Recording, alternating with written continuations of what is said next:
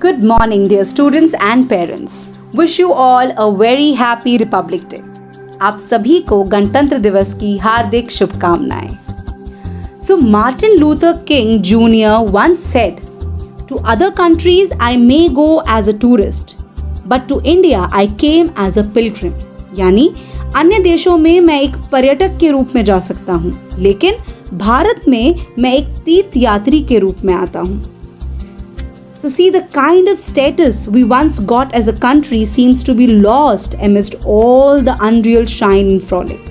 Today's youngsters are no longer aware of the peculiarities that our country India has. The beauty, the culture, the uniqueness that makes it incredible. Every year, over lakhs of tourists from all over the world come to experience this marvelous essence of India. But we, who are the fortunate ones to be born on this holy land, are truly unaware of its magic.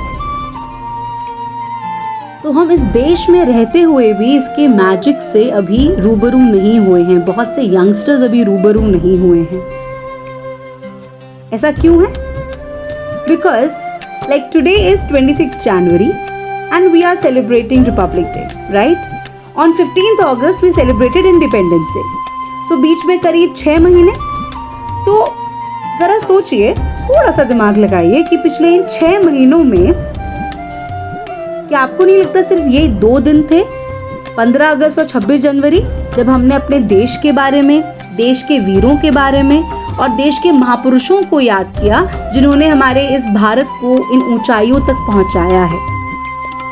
हम इस दिन dance करते हैं, देशभक्ति गीत गाते हैं और स्पीच सुनते हैं, जैसे कि हम आज भी करेंगे, क्योंकि कहीं ना कहीं इसका भी अपने आप में एक महत्व है.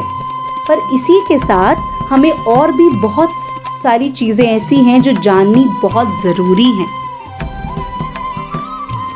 India is a vast land brimming with talent and creative people of diverse backgrounds.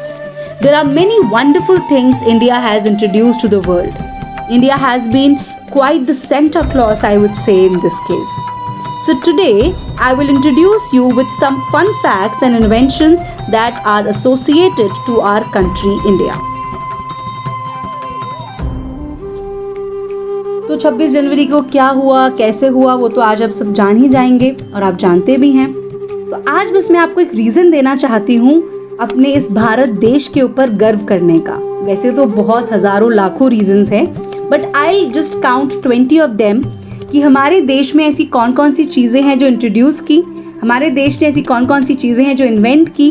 Because we always look around कि बाहर के देशों की हम बात करते हैं, उन्होंने ये किया, उन्होंने वो किया. So why not talk about our own country. तो चलिए let's start. Number 1, Takshashila university. India gave the world its first university, that is Takshashila University. As early as 700 BC, there existed a giant university at Takshashila. इसमें 300 lecture halls थे, laboratories थी, library थी, astronomical research center था. और इसका जिक्र किसने किया है? Chinese traveler Huan Sang ने. He has wrote in his diary that it had 10,000 students and 200 professors. है ना अजब गजब बात. So, देखा आपने, मतलब पूरे वर्ल्ड की फर्स्ट यूनिवर्सिटी इंडिया में थी. और हम लोग कहाँ जाते हैं? हम लोग बाहर पढ़ने जाते हैं. चलिए लेट्स मूव ऑन. बहुत मज़ेदार चीज़ें हैं. Second is India gave the world the numeral 0. Yes, 0 हमारे भारत से आया. ये तो आपने गाने में भी सुना होगा. So, although Babylonians used 0 to signify the absent, Indians were the first to use the 0 as a symbol and in arithmetic operations. तो जो बेबीलोन के लोग हैं, यानी कि बेबीलोनियंस जो है, उन्होंने 0 को सिग्निफाई किया था एज एब्सेंट. एक उसको दिया था, एब्सेंट बोला गया था. बट इंडियंस थे जिन्होंने फर्स्ट टाइम इसको यूज किया as 0 and as a symbol and in arithmetic operations. Next is the game of chess. Yes, the game of chess originated in India. Chess जो है ओरिजिनेट हुआ 280 to 550 CE के बीच में, Gupta empire के time पे. और इसको उस समय कहा जाता था चतुरंगा. तो ये उसी का एक फॉर्म है. Next is Indians were the first ones to use and invent buttons. Buttons होते हैं आपकी शर्ट में. यस, तो जो ये ऑर्नामेंटल बटन्स होते हैं ये सी शेल से बनते थे पहले. कब? इंडस वैली सिविलाइजेशन के टाइम पे, बाय 2000 BC अराउंड. तो कुछ बटन्स को कार्व किया जाता था ज्योमेट्रिकल शेप्स में, उसमें पियर्सिंग होती थी और फिर उनको यूज़ किया जाता था। तो कोई पार्टी है, कहीं स्पेशल जाना है, आज बाल बिल्कुल लहराते हुए लगने चाहिए, we use shampoo, right? So yes, this shampoo also originated from India. The word shampoo is derived from Hindi word champo, champo, and it dates back to 1762. The shampoo itself originated in the eastern regions of the Mughal Empire, और वहाँ पर ये ऐसा as a head massage use किया जाता था। और shampoo को फर्स्ट इंट्रोड्यूस किया ब्रिटेन में एक बंगाली एंटरप्रेन्योर ने, जो कि बिहार के रहने वाले थे। उनका नाम था Sheikh Deen Mohammad. Next is India gave the cure for leprosy. जो लेप्रेसी है उसका भी क्योर जो है वो इंडिया ने दिया है। सुश्रुता संहिता में इसका जिक्र है, इवन अर्थवेदा में भी इसका जिक्र है। ये चीज ऑक्सफोर्ड ने भी इलस्ट्रेट की अपने कंपेनियन टू मेडिसिन में। नेक्स्ट इज सांप सीढ़ी, snakes and ladders. Yes, snakes and ladders was inspired from an Indian game called Mokshapat. India का एक गेम है मोक्षापट, उससे ये जो है इजाद हुआ। और फिर बाद में ये आगे ब्रिटिश रूल और उन सब जगहों पे, ब्रिटिश रूल के टाइम पे जो है ये आगे इंग्लैंड में और इन सब जगहों पे इंट्रोड्यूस हुआ था। Ayurveda, yes, Ayurveda originated from India. Ayurveda is an ancient system of medicine which dates back to iron age India. तो आप देखो आजकल ब्यूटी प्रोडक्ट्स में हर जगह लाइक आयुर्वेदिक चीज़ें यूज़ करनी चाहिए and all. So yes, we are the ones जिन्होंने इसको ओरिजिनेट किया है।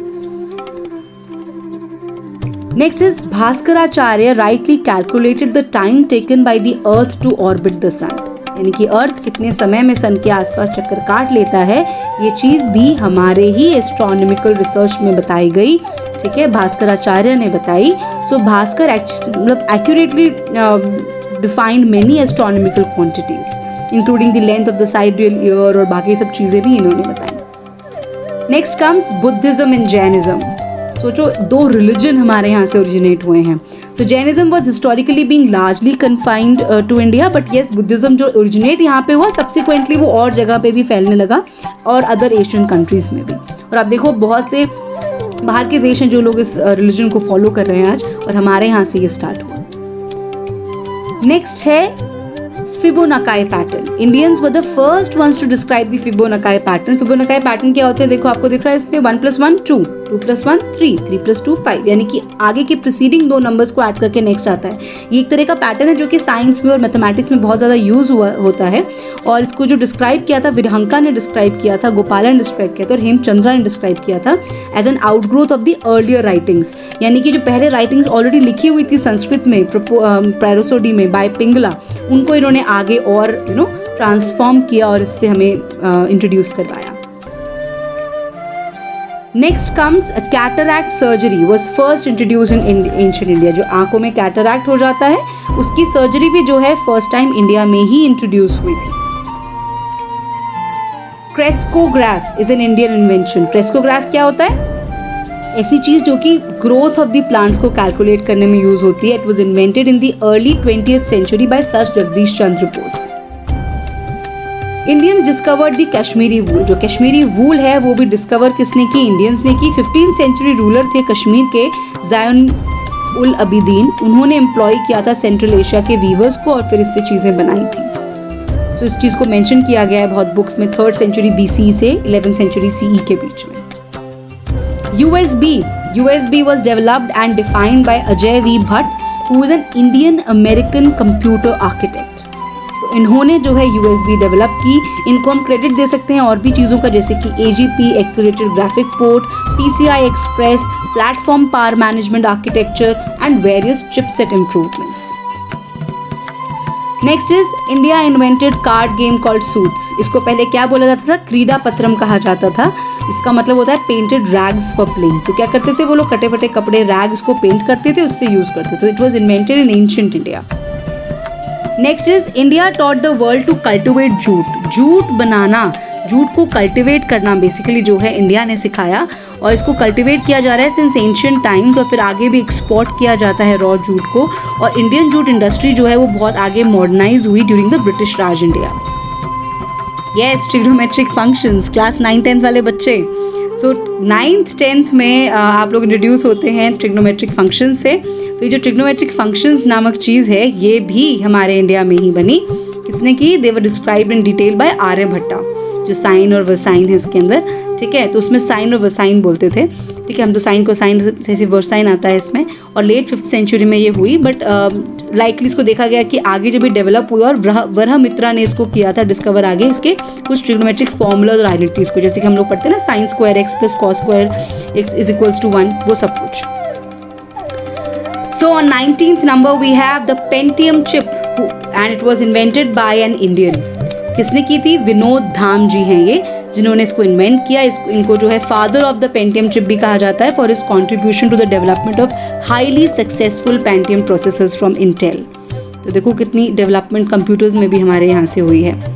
Then last but not the least we have India gived candied sugar to the world. ये कैंडीड शुगर है, क्रिस्टलाइज शुगर है, वो भी शुगर केन से बनाना पहले इंडिया में स्टार्ट हुआ। कब? इंपीरियल गुप्ताज के टाइम पे। और ये चीज़ जो है बहुत अर्लीस्ट रेफरेंस है इसका कैंडीड शुगर्स का इतने टाइम से। और जो प्रोसेस था इसको ट्रांसमिट किया गया चाइना में, क्योंकि बुद्धिस्ट मॉन्क्स होते थे जिनकी जो बुद्धिज़्म थे वो लोग फॉलो जो कर रहे थे, बुद्धिस्ट मॉन्क्स, वो लोग ट्रैवल करते थे चाइना में, तो वहाँ पर ये फिर उसकी वजह से पहुँची। सो जो चाइनीज़ डॉक्यूमेंट्स है वो कंफर्म करते हैं 2 मिशंस को, जिसमें कि वो लोग आए थे जानने के लिए technology for sugar refining. So see, we have so many reasons to be proud of our country, and today I told you about only 20 of the reasons to be proud, but I hope you will look into it and you will try to find out some more and celebrate these days. And I should say that you should celebrate being Indian. आप खुद का हिंदुस्तानी होना celebrate कीजिए, तो हम अपने इस देश के साथ जो है एक ट्रस्टवर्दी, एक अच्छी चीज़ कर पाएंगे अगर हम लोग अपने देश को ही सेलिब्रेट करें हर दिन। So thank you so much, I hope this was informative. एक बार फिर से आप सबको गणतंत्र दिवस की हार्दिक शुभकामनाएं। जय हिंद।